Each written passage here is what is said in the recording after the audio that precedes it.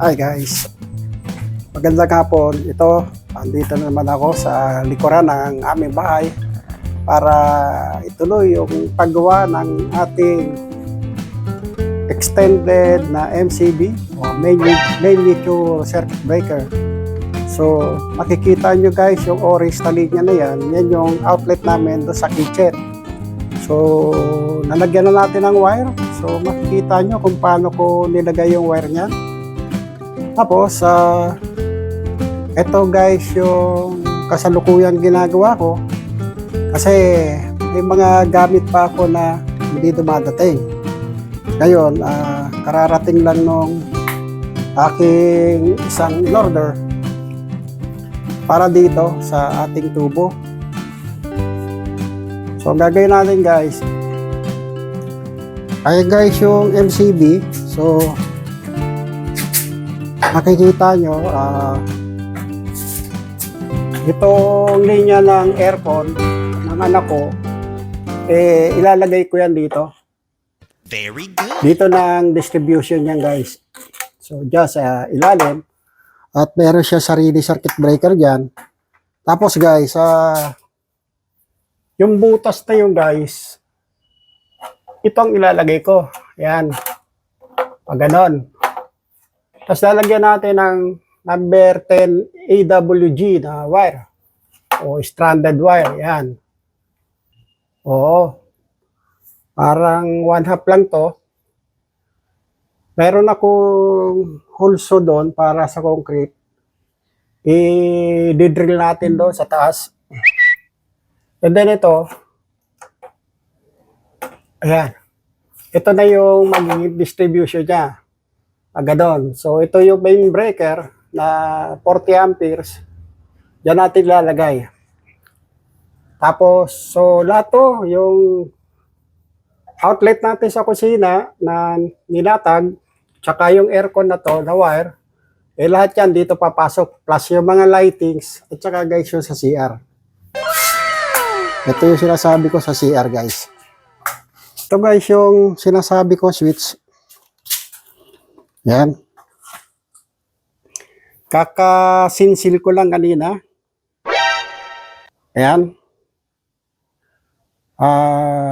Gumuhit muna tayo ng linya. 1 inches ang pagitan ng linya. Tapos grinder natin yan. Kinat natin ng diamond cutter. Wow. Hanggang doon sa taas guys.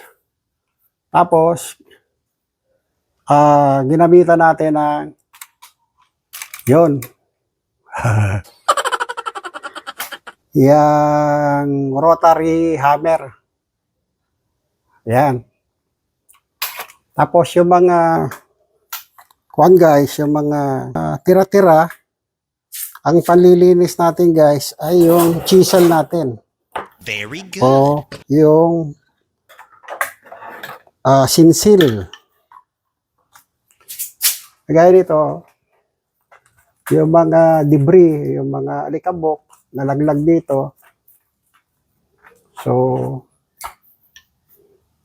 nililisin natin to.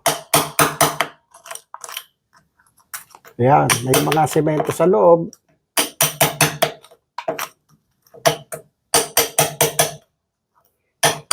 Ayan.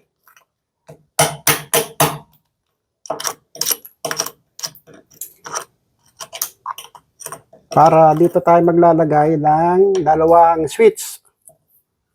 O one way na tugang. Yan. Tapos yung butas na yon, konektado yun. Ito guys, oh. Yung butas sa gitna, konektado yun sa loob. Kaso natakpan ng semento. Oh no. Kaya nililisin natin yung mga semento na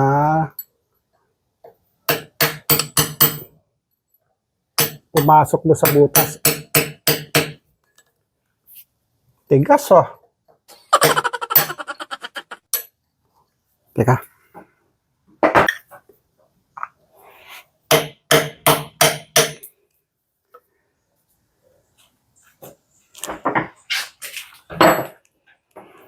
Ayun.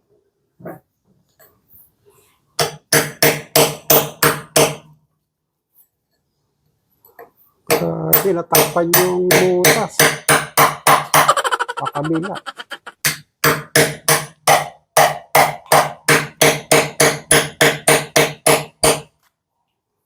Yun o.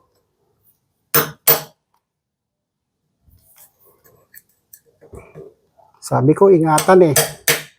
Sa gumawa nito, sabi ko ingatan, lagyan ng mga takpan yung butas ng papel para hindi malagyan ng semento. Tama. Minsan, yung mga gumagawa guys, hindi mo naman talagang mautusan ng maayos o mapakiusapan at hindi ka naman susundin. Gusto nila kung ano yung gusto nila.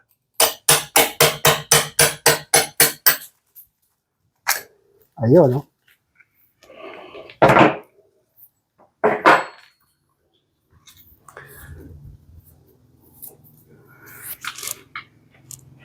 Tapos, hindi pa. May kuwan pa dito. May matigas pa dito.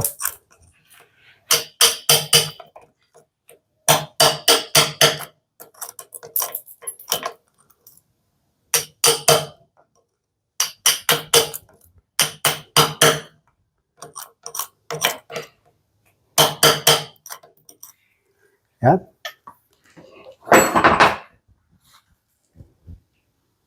So yan guys, oh. Tagos na doon sa kabila. And then, yung sinasabi ko,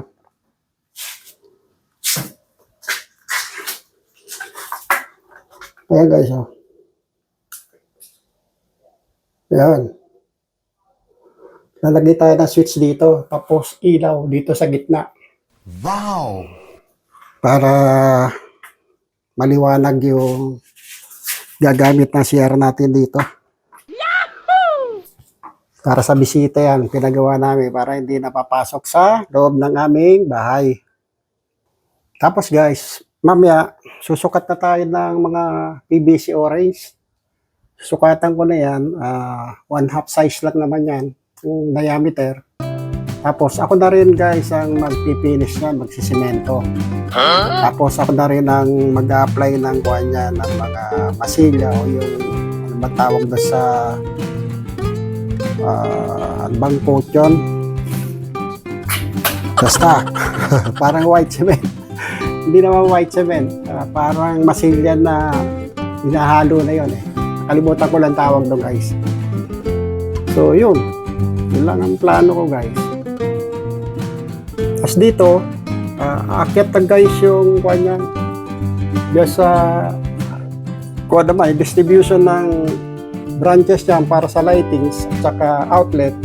Dito na guys, dadaan yung PVC niyan. Yan, taas na. Sana magawa ko kagad kasi malapit na yung Pasko, kailangan matapos ko lahat yan. Tama. Meron namang reunion ng mga sa pamilya ng misis ko. Dito na naman daw gagawin sa aming lugar. Sana Yun lang guys. At siguro mga 2 weeks pa darating na yung aking katulong. So hinihintay ko na lang. Pagdating niya, konti na lang yung gagawin niya. So muli, hanggang dito lang. Paalam.